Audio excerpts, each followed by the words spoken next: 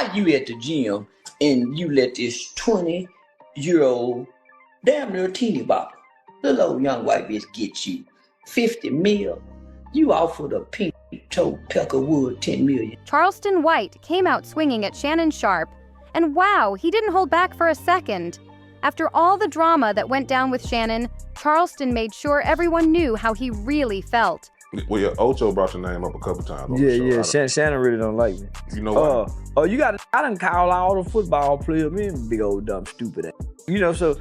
According to Charleston, Shannon been sold out ages ago, and now his Hollywood ride is over. The machine that once backed him up is tossing him aside like yesterday's news. I done offended and insulted everybody. Yeah. But you gotta understand, homie, I done said some horrible things about Dion and the boys. You see what I'm saying? Yeah, this an alumni. Yeah, that's why. I said some horrible things about Dion is the modern day Bill Cosby and them boys is Theo Huxtable and yeah, man. Yeah. He's the modern day of that. Cause it'll be messing up his. This is the Fresh Prince and Bel-Air family. Yeah. First thing Charleston reminded folks was how Shannon once claimed he wouldn't even get on an elevator alone with a woman, just to avoid trouble. But now, there he is at the gym, letting some young woman roll right up on him. So we idolize this family. Dion is the ideal father in the black community. This is, yeah. So, and here I am attacking him in his toe, in his boy. Yeah. So yeah, now them all sick of. Charleston straight up clowned that move like it was comedy gold. But Charleston didn't stop there. Oh no, he went way deeper. He started dragging up old beef, pointing out the real reason there's tension between them. He broke it down, saying Shannon been having a problem with him for a minute. This wasn't just random hate. Y'all know I got to get on. I got to get on Shannon Sharpe's ass now. Now, for one, he too mean to the bitches. I already knew he boy too mean to the bitches.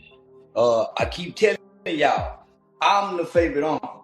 I'm the uncle that they ain't got no dirt on me. They trying to throw dirt on me.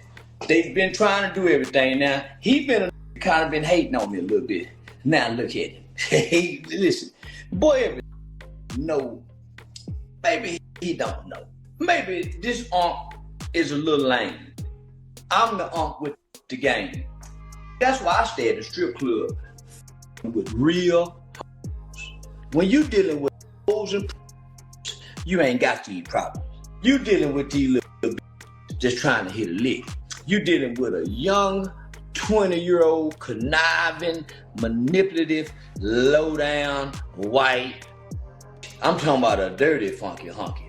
Charleston spilled that he'd been wildin' on a bunch of football players way before this. He called them big, old, dumb, stupid men. Yeah, he really said that. And Deion Sanders? Charleston roasted him hard, too. He was going off on everybody. This ain't just a one-off. Yo, bro. 50 million? You didn't come up with that. Who you mean? Guy, I don't even know a lawyer that even think 50 million. They would have been trying to it down for $1 million or $2 million. Here you go, bitch. And still been. Yeah, man, you saw what Ike Turner did. Charleston's making sure folks remember all the times he's come for the big names. And now, he's got Shannon right in his sights. Charleston White didn't hold back one bit. He openly admitted he'd said some pretty rough things about Deion Sanders and that whole perfect father image everyone loves to hype up. To my family, friends, supporters, and colleagues, I want to speak to you directly and from the heart. This is a shakedown. I'm going to be open, transparent, and defend myself because this isn't right.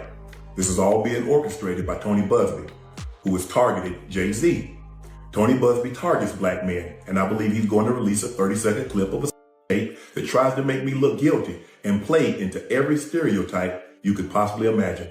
That video should actually be 10 minutes. Hey, Tony, instead of releasing your edit, put the whole video out. I don't have it, or I would myself. You know what happened, and you're trying to manipulate the media. The encounter in question took place during the day at her invitation, and now that appears to be a deliberate setup, coordinated by Gabby, also known as Carly on OnlyFans. Gabby and Tony Busby want $50 million, What they're getting is sued for defamation and trying to take me down. My career is all about real talk and honesty.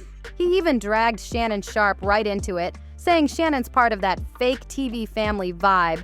And according to Charleston, that hit Shannon right where it hurts. But Charleston wasn't done. No way! He flipped it and went even harder. He claimed Shannon ain't just mad over a few words. That's why I stay at the strip club with real. When you dealing with hoes and you ain't got these problems. You dealing with these little just trying to hit a lick. Charleston said Shannon straight up turned his back on the real ones, while Charleston kept it raw, staying the favorite uncle who shows love to the streets, the strip clubs, and the real culture.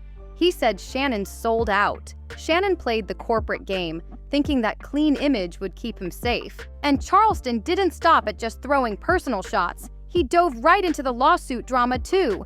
With them, because Jesus kept every man. Got to walk with Jesus and his 12 disciples. Didn't get to hang out with the Savior. Only a hoe did. So I know how important a hoe is. Better learn and start appreciating and lead him pretty along. I'm telling you, he in the gym working out, looking like a big old black. He laid out the facts, stacking it all up. Shannon got hit with an SA battery case, and the woman, going by Jane Doe, came with a full 13-page civil complaint. Charleston made sure to point out this ain't even the same woman from Shannon's messy Instagram Live incident last September. Charleston was making it loud and clear. Shannon's got problems coming at him from all sides. Put them sweatpants on. Little white girl say you got a baby in your drawer. Girl say your dick is the size of a baby. She called it, come put that big baby, black baby in me. She called it a baby black baby. Whatever she would call it, she called it a baby. Boy got an infant in his drawer. Do you know what you could do, Unc, in the ghetto with an infant size, with money, and you got fame? So yeah, it's looking like a whole pattern here, not just some one-time slip-up. And Charleston White saw that loud and clear. He didn't miss a beat. He pointed out that the same lawyer, Tony Busby, is in the mix. And Busby's no small name. This dude's been behind heavyweight lawsuits, going after big shots like Jay-Z and Diddy. Boy, them girls down at them strip club where I be hanging and fishing it, they can't even think 50 million. They even get mad at me. Say, I want them for 50 million. You could have watched this for 50,000 in the ghetto. That's what happened when you leave. That's what happened when you go across the railroad track and be over up. 50 million? How you even come up with that? Who you been? I don't even know a lawyer that even think 50 million. They would have been trying to shake a nigga down for $1 million or $2 million. And still, yeah, man, you saw what Ike turned. He's built his rep by aiming straight at rich black men. And now, Shannon Sharpe got caught right in the middle of that crossfire. But even with all that heavy setup, Charleston still didn't throw Shannon a lifeline. Nope. He clowned Shannon hard for thinking he could outsmart the mess. Yeah, Diddy gone, and y'all don't know how to get pussy on y'all no more. Look at you, boy. In the workout gym, looking like Conto. Big black slave. That's what she look like, Shannon. Big old black slave. Yeah, with that lily white girl. They gonna get you. You, man, you done fuck. I don't know what you done. Listen, they got skipped too. Don't feel bad. They got skipped too. They got skipped with a jar. Wasn't with it. Charleston roasted him for trying to defend himself by dropping text messages online and crying about a shakedown when it was already way too late. According to Shannon, this whole mess was just a scheme cooked up by Gabriela Zuniga, aka Carly from OnlyFans, and her lawyer Busby, trying to squeeze $50 million out of him. But Charleston? Oh, he wasn't buying that for a second. He straight up laughed, saying Shannon had no business getting caught up with a young woman who clearly knew the game. Way better than Shannon ever did. Charleston White made it crystal clear. Real ones don't even move like that. He broke it down, saying when you deal with seasoned women, the strip club girls, the street veterans, you don't end up in lawsuits. Those women know how to keep it player, keep it smooth. But young, square women? Nah, According to Charleston, they don't know anything except how to run a scheme and hit a lick. And just when it seemed like Charleston was done, he pulled out the heavy ammo. He even brought up Jesus, joking that even the Savior didn't chill with square women. And you were kind of hating on me. You let Gilly get over there and talk down on me. Now I don't want to come to your podcast no more. You done something to a white girl. And I'm with them white folk. Hang at me. I'm with them white folk. Hang at me. And I believe her. I don't think she lying. According to Charleston, Jesus had Mary Magdalene, a woman who understood the game. That was Charleston's wild way of saying men need to recognize the value of dealing with women who already know how the world works. Then, Charleston went in even harder on Shannon, dragging him over that messy gym situation. He said Shannon out here working out in sweatpants with no drawers on, basically playing right into every single stereotype folks love to push about black men. Charleston painted a crazy picture, saying the woman allegedly compared Shannon's manhood to the size of a baby. And instead of that helping his image, it was getting flipped and used against him. Charleston wasn't holding anything back. He was tearing Shannon apart from every angle. Charleston White kept coming for Shannon, calling him out hard for losing touch. He said straight up, Shannon should have stuck with the ghetto girls, the ones who wouldn't even dream of filing a $50 million lawsuit. And honestly, that's something a lot of folks can see. Once you step outside the community and into certain fancy circles, the game gets way nastier. Charleston kept the heat rolling, making sure no one missed the deeper message. I don't think these white people sent this white girl to get you. I think you like raw meat. You like raw, you like your steak medium rare. I like mine well done, black like to cook. I'm talking about no pink. I like mine. Now I used to like white girl. Yeah, cause my daddy like white girl. According to Charleston, Shannon sold himself out for fame. He traded in his realness for TV interviews, shiny shoes, gym mirror selfies, and hanging with people who wouldn't hesitate to flip on him the second it was convenient. And Charleston wasn't about to let that slide. He even pointed out how Shannon let guys like Jilly clown Charleston on their shows. Now that Shannon's down bad, Charleston straight up laughed and said he wouldn't ever want to appear on Shannon's platforms. He don't vibe with fake energy. Once you switch sides, you're on your own. Charleston wrapped it up with a wild statement. He said he believes the woman's story.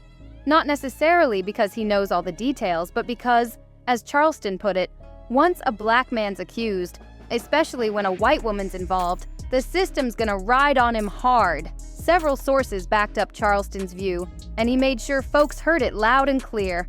Charleston didn't stop stirring the pot. Oh no, he kept the fire blazing. He started calling out how Shannon Sharpe's so-called friends in the industry were dead silent when things got messy. Where were all those high-profile buddies when Shannon's name hit the headlines? Nowhere to be found. Charleston said, that's what happens when you swap out real loyalty for fake fame.